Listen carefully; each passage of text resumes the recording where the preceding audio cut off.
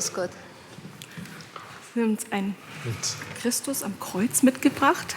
Hängt der bei Ihnen zu Hause im Herrgottswinkel? Ja, der hängt über den Esstisch und es ist ein Geschenk zur Hochzeit von meiner Schwester. Ja. Sie hat es im süddeutschen Raum erworben, aber leider wissen wir nicht mehr. Und jetzt wüssten wir gern, wo der entstanden ist und wie alt er ist, in etwa. Das versuchen wir jetzt mal rauszukriegen. Also auf jeden Fall ein Kruzifixus in dem sogenannten Dreinageltyp, also mit 3 Nägeln. Die Hände sind mit jeweils einem und die Füße übereinander genagelt. So nennt man das kunstgeschichtlich. Und eine Figur, die, das sieht man, noch Reste von Farbfassung trägt. Hier haben wir es also damit zu tun, dass das Stück vielleicht mal auch im Außenraum gehangen haben könnte, eine ganze Zeit lang. Denn die Farbfassung, so nennt man das, die man hier noch in einzelnen Schollen sieht, oder man sieht diese weißliche Schicht, das ist der Kreidegrund, die sehen nicht so aus, als wären die mechanisch abgearbeitet worden, als hätte sonst der Regen vielleicht die über lange Zeit abgewaschen.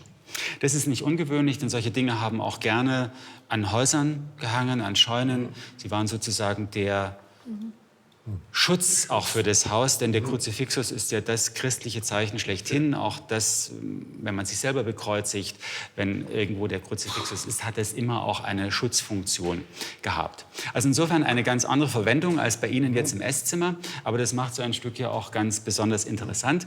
Und nun ist die Frage, die Sie gestellt haben, nicht so ganz leicht zu beantworten, weil wir es nicht mit einem Objekt der Hochkunst, sondern mit einem der Volkskunst zu tun haben. Das heißt, wir haben vor uns ein Werk eines Meisters, der möglicherweise gar kein ausgebildeter, ich würde sogar sagen relativ sicher kein ausgebildeter Bildschnitzer, Bildhauer gewesen ist, sondern der solche Arbeiten autodidaktisch, also selbst erlernt, angefertigt hat im Dorf für andere, für sich selbst. Das ist bis ins 19. Jahrhundert in großen ländlichen Bereichen gang und gäbe gewesen. Es war ja auch ein großer Bedarf da, weil jeder hatte eigentlich mindestens ein Kreuz im Herrgottswinkel und wie gesagt manchmal auch außen noch befestigt. Also gab es viele, die ein Kreuz haben wollten. Also für die ganze Bevölkerung musste ja sowas geschaffen werden. Und da legte man ja auch nicht jetzt Wert, dass das ein Künstler darstellt, sondern es war für die religiöse Andacht bestimmt und auch als Schutzfunktion. Und deswegen musste auch die Ausformung jetzt nicht so künstlerisch ausfallen. Ich glaube, das war auch gar nicht so im ästhetischen Empfinden der Menschen, gerade in den früheren Jahrhunderten. Da ging es um das Bild. Der Städter, der Fürst hatte natürlich Kunstansprüche, der andere wollte das Bild haben, darum ging es ihm eigentlich im Wesentlichen. Und was wir hier sehen, ist, dass es zum Beispiel diesem Bildschnitzer gar nicht so darauf ankam, zum Beispiel diese Füße auch hinten richtig auszuschnitzen. Die hat er in der Bosse, nennen wir das, stehen gelassen. Das sah man nicht, darauf kam es gar nicht an. Man hat auch eine ganze Reihe von Dingen, die uns vielleicht doch darauf hinweisen, welche Vorbilder er gesehen hat. Wir haben diesen ausgeprägten Rippenbogen hier etwa. Das sind Dinge, die uns auch im 18. Jahrhundert wieder begegnen. Das gab es vorher schon mal im 14. Jahrhundert. Und wir haben etwas, was uns noch deutlicher darauf hinweist, was dieser Meister gesehen hat. Man sieht nämlich dieses Lendentuch, das mit einem großen Strick hier an der Seite geknotet worden ist.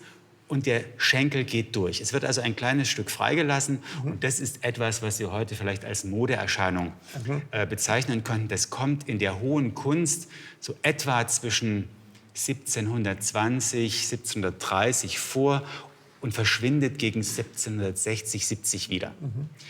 So ein Vorbild hat dieser Meister gesehen. Und jetzt könnten wir spekulieren, ist es ein zeitgenössisches Vorbild gewesen? Hat der also um 1750 geschnitzt? Der kann aber auch um 1800 noch nach so einem Vorbild geschnitzt haben. Und ich kann mir gut vorstellen, dass wir es hier aber mit einem Stück zu tun haben, was vielleicht noch ins 18. Jahrhundert, höchstens ins frühe 19. Jahrhundert gehört und in einer sehr bodenständigen Frömmigkeit, bodenständigen Schnitzkunst einen, im Versuch zumindest, an die hochbarocke Typologie des Gekreuzigten angelehnte Figur geschaffen hat. Die letzte Frage, die gestellt war von Ihnen, der Raum. Das ist auch das Problem. Wir können solche Dinge kaum lokalisieren. So etwas ist in den ländlichen Räumen Süddeutschlands, auch Österreichs, geschaffen worden.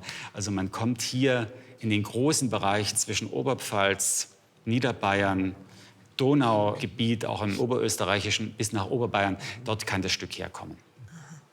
Also Wert muss man leider sagen, dass halt Kreuze nicht so gefragt sind heutzutage mehr. Und sowas liegt etwas unter 100 €.